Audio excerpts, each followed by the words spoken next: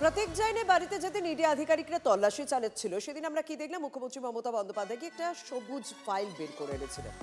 এই সবুজ ফাইলে কি ছিল, কি লুকোতে চাইছেন মুখ্যমন্ত্রী? প্রশ্ন তুলে মমতা বন্দ্যোপাধ্যায়কে নিশানা বিজেপির দিল্লির নেতাদের। ফাইল চুরির অভিযোগে শান দিতে রাজপথে বিরোধী দলনেতা। এবার নবান্নের সামনেই বসার হুঁশিয়ারি শুভেন্দু অধিকারী।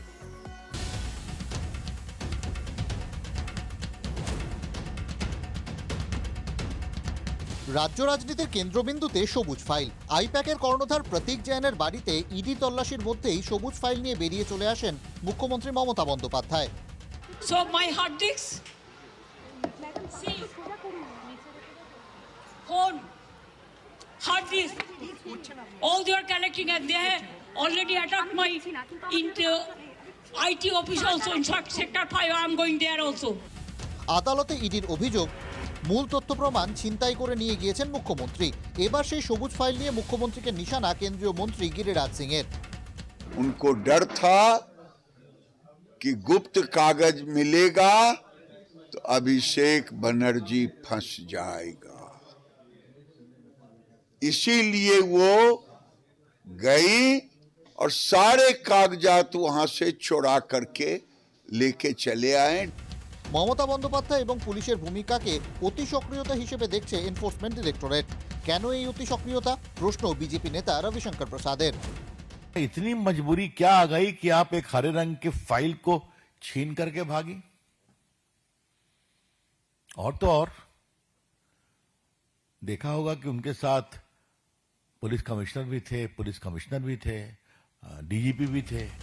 সবুজ ফাইল ঘিরে উত্তপ্ত রাজনীতির আবহেই চড়া সুর শুভেন্দু অধিকারীর। নবান্নের সামনে ধর্ণা দিতে চান শুভেন্দু, পুলিশ অনুমতি দেয়নি, হাইকোর্টে যাচ্ছেন তিনি। 15 বা 16 জানুয়ারি ধর্ণায় বসতে চান বিরোধী দলনেতা। ফাইল চুরি করেছে, নবান্নর সামনে বসবো।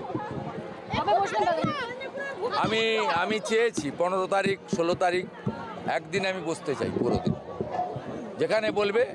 পুলিশকে চেয়েছি, পুলিশ রেসপন্স করেনি, আমি কোর্টে যাব। আইপ্যাকে ইডির তল্লাশির প্রতিবাদে 9 তারিখ রাজপথে নেমেছিলেন মমতা। যাদবপুর থেকে হাজরা, দুদিনের মাথায় দক্ষিণ কলকাতাতেই পদযাত্রা শুভেন্দুর। মিছিল করলেন যাদবপুর থেকে দেশপ্রিয় পার্ক। ওই দিনকার মিছিল আজকের মিছিল দেখুন, ওটা সরকারি মিছিল ছিল, ওটা আই লাভ ইউর মিছিল ছিল। মমতার দিকে কেউ তাকায়নি, দেবকে দেখছিল, সোহমকে দেখছিল। আত্মরক্ষার অধিকার, সেদিন যুক্তি দিয়েছিলেন মুখ্যমন্ত্রী। পাল্টা জবাব বিরোধী দলনেতার। চোরের মতো কেন এসছো? তুমি চুরি করে সব মানুষের এসআইআর এর ডাটা তুলে নিয়ে যাচ্ছিলে। আইন পারমিট করে না। আমার বাড়িতে 3 বার সিআইডি পাঠিয়েছে, আমার বাড়ির লোক চা বিস্কুট খাইয়েছে, আপনি পারেন না। শুভেন্দুর নবান্ন চলোয় সবুজ সংকেত দেবে হাইকোর্ট, উত্তর খুঁজছে বিজেপি প্রশাসনও। Bureau report, TV9 Bangla.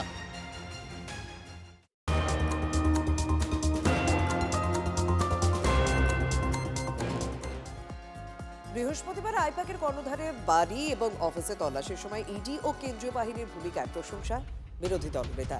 ED যা করেছে ঠিক করেছে। উনি চেয়েছিলেন যাতে ইডি ওনাকে ধাক্কাধাক্কি করে, আর উনি এসএসকেএমে শুয়ে বলতেন বাংলা আক্রান্ত। মন্তব্য বিরোধী দলনেতার। এই মুখ্যমন্ত্রী সেদিন কিভাবে কোমরে কাপড় গুজে ঝগড়া করার মতো যেভাবে তিনি গেলেন ওখানে, আমি ধন্যবাদ জানাবো ইডির লোকেদের আর সেন্ট্রাল ফোর্সকে।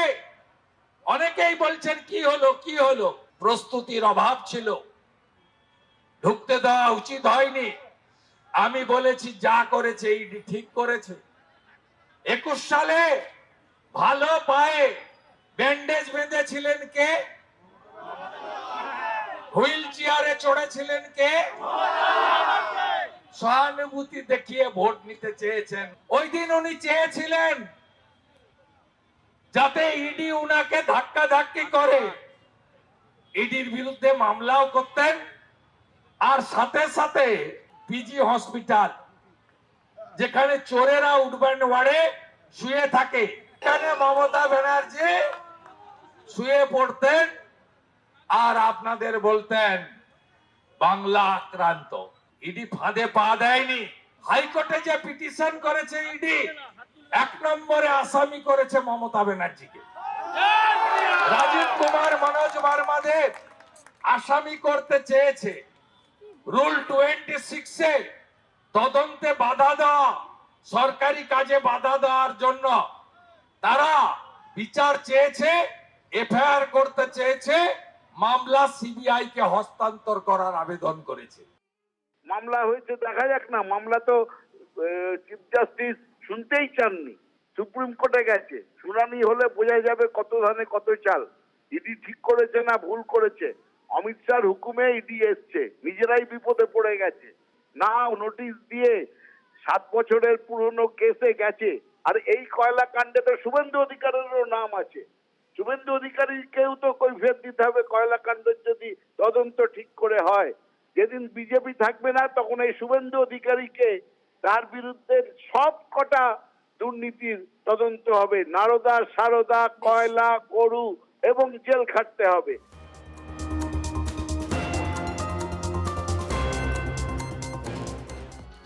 আইপ্যাকের অফিসে ইডি অভিযান নিয়ে বিস্ফোরক কুণাল ঘোষ। ইডি অভিযান কার নির্দেশে, প্রশ্ন তুললেন কুণাল। একটি হোয়াটসঅ্যাপ চ্যাটকে হাতিয়ার করে কেন্দ্রকে নিশানা। ইডি অভিযানে স্বরাষ্ট্র মন্ত্রকের হাত নেই তো, প্রশ্ন কুণাল। অভিযানের আগে দাদা সম্বোধন করে কাকে মেসেজ, প্রশ্ন কুণালের। এক হচ্ছে যে এই বিষয়টা, অর্থাৎ এই এই এই ইডির তল্লাশির বিষয়টা, এটা কেন্দ্রীয় স্বরাষ্ট্রমন্ত্রীর অফিস থেকে নিয়ন্ত্রিত হচ্ছে কিনা, এটা একটা বিষয়। দুই হচ্ছে এই গোটা বিষয়টা আবার দাদা বলে সম্বোধন করে কোনো ব্যক্তিকে সেটা জানানো হচ্ছে, কেউ জানিয়ে দিচ্ছেন, সেটাও একটা গুরুত্বপূর্ণ বিষয়। কারণ কোনো অফিসারকে জানালে দাদা শব্দটা লিখবেন না। দাদা শব্দটা সাধারণত কোনো রাজনৈতিক ব্যক্তির ক্ষেত্রেই কেউ প্রয়োগ করে থাকবেন। এই তথ্যটা যিনি দিচ্ছেন ইংরেজিতে লেখা, শুধু ওপরে ওই দাদা শব্দটা লেখা। আশা করি তদন্তকারী যারা পুলিশ তদন্ত করছেন তারা গোটা বিষয়টি খতিয়ে দেখবেন। কেউ যদি কাউকে দাদা ভাই বলে সম্বোধন করেন এবং এটা যদি পূর্ব পরিকল্পিত রাজনৈতিক প্রতিহিংসাকে চরিতার্থ করবার মতো কোনো ঘটনা হয়, তাহলে কুণাল ঘোষের উচিত এই চ্যাট নিয়ে সুপ্রিম কোর্টে পৌঁছে যাওয়া, আদালতের দ্বারস্থ হওয়া। পশ্চিমবঙ্গের মানুষের সামনে এগুলো বলে কোনো লাভ হবে না, কারণ মানুষ তৃণমূল কংগ্রেসকে প্রত্যাখ্যান করেছে।